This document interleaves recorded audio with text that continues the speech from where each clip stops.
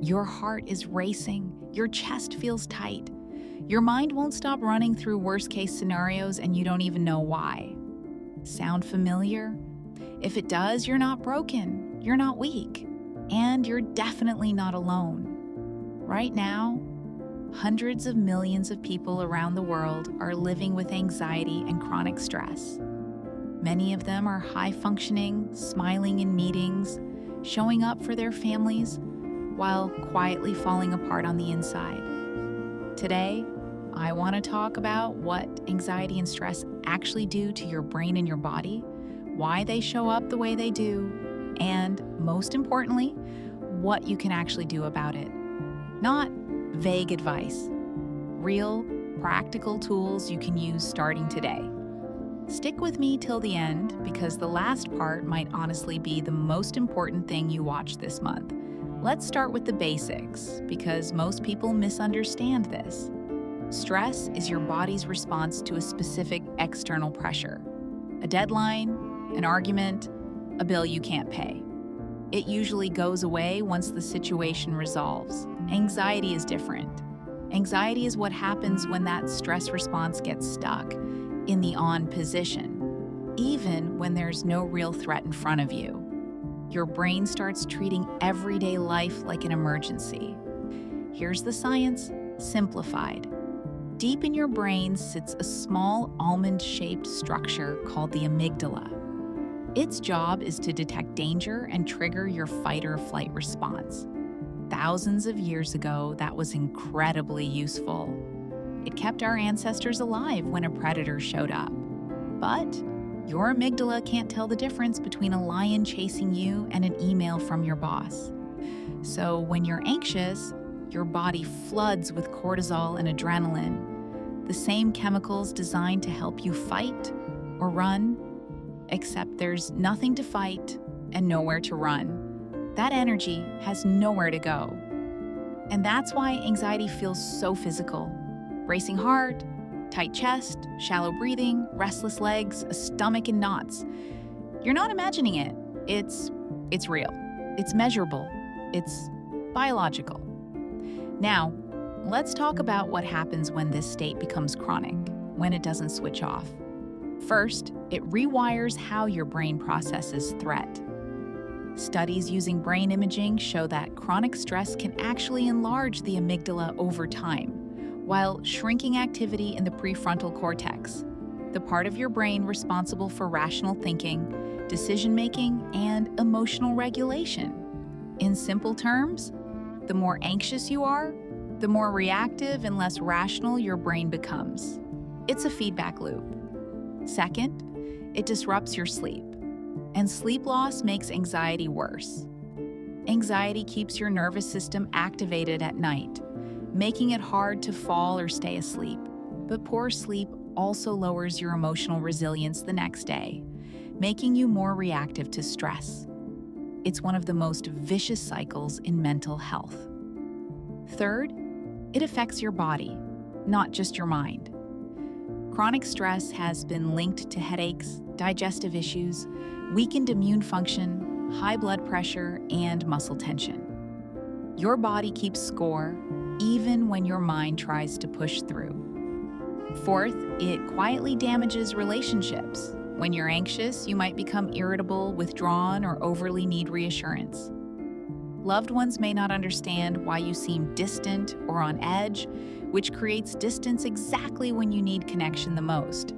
And fifth, it can spiral into avoidance. This one's big.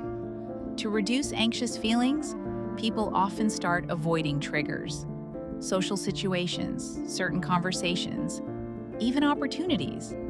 It feels like relief in the moment, but it actually reinforces anxiety long-term, teaching your brain that the situation really was dangerous. Take a second and ask yourself honestly, which of these have you noticed in your own life?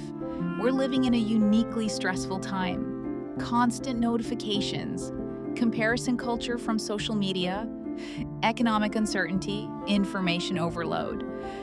Our nervous systems evolved for occasional danger, not for a nonstop stream of low-grade alarm bells 16 hours a day.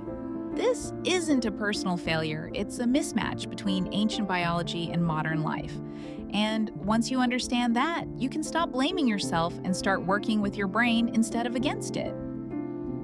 So, let's get into what actually helps. Here's the good news.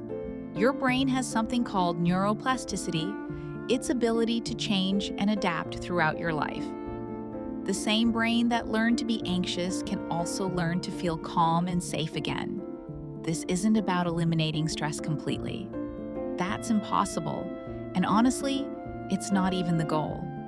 The goal is building a nervous system that can handle stress without staying stuck in it. Let's go through 5 practical, research-backed tools you can start using today. The first one is regulating your breath.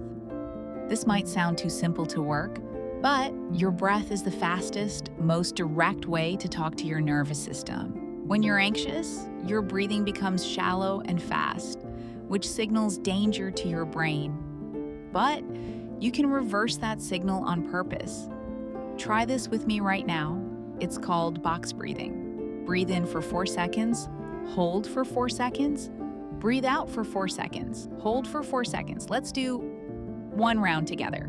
This activates your vagus nerve and shifts your body from fight or flight into what's called rest and digest. Just 2 to 3 minutes of this can measurably lower your heart rate and cortisol levels. Do this the moment you feel anxiety rising, not just when it's already overwhelming.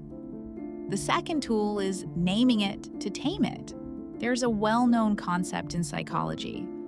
When you put words to an emotion, it reduces its intensity. Neuroscientists have observed that simply labeling an emotion, saying, "I'm feeling anxious right now," instead of just feeling engulfed by it, reduces activity in the amygdala. So instead of pushing the feeling away or pretending you're fine, try saying out loud or in writing, "I notice I'm feeling anxious about this. This feeling is uncomfortable, but it is not dangerous, and it will pass." That does 2 things. It creates distance between you and the emotion, and it reminds your brain that anxiety, while unpleasant, isn't actually an emergency. The third tool is challenging the thought, not just the feeling. This comes from cognitive behavioral therapy, one of the most well-researched approaches for anxiety. Anxious thoughts almost always involve some kind of distortion.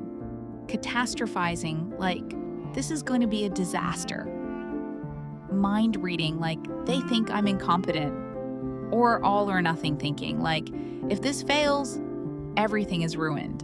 Next time an anxious thought hits, ask yourself 3 questions.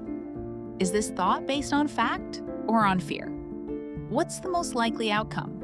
Not the worst possible one. And if a friend had this exact thought, what would I tell them?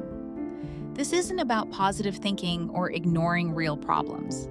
It's about seeing the situation clearly, instead of through an anxiety-tinted lens. The fourth tool is protecting your nervous system daily. You can't outthink chronic stress with willpower alone. You have to build habits that lower your baseline stress load. Movement, even just a 20-minute walk, lowers cortisol and boosts mood-regulating neurotransmitters. Sleep consistency, going to bed and waking up at the same time, trains your nervous system to feel safe. Cutting back on stimulant overload matters too, since excess caffeine can mimic and worsen physical anxiety symptoms.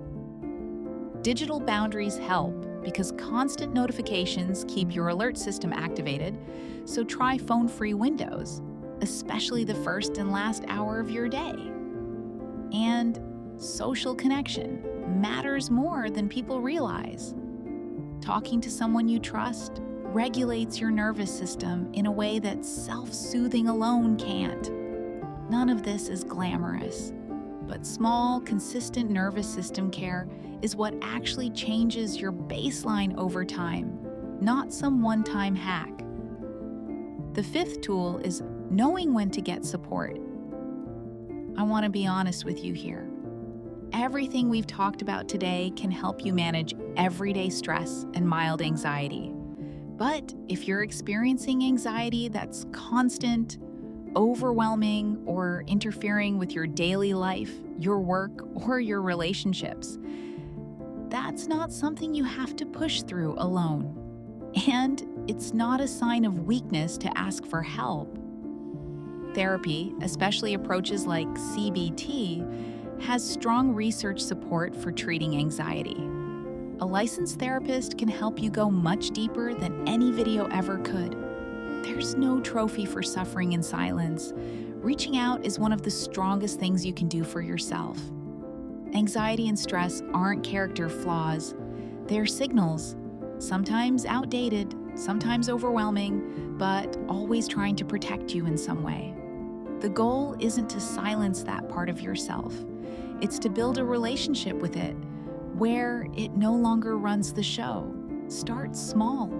Pick just one thing from today, the breathing exercise, the naming practice, the thought check, and use it this week. If this helped you feel even a little less alone, hit subscribe, because every week we're going deeper into real mental health topics. No fluff. And if you know someone who needs to hear this today, send it to them. Sometimes the smallest act of sharing is exactly what someone needs. Take care of your mind. It's the only one you've got. I'll see you in the next one.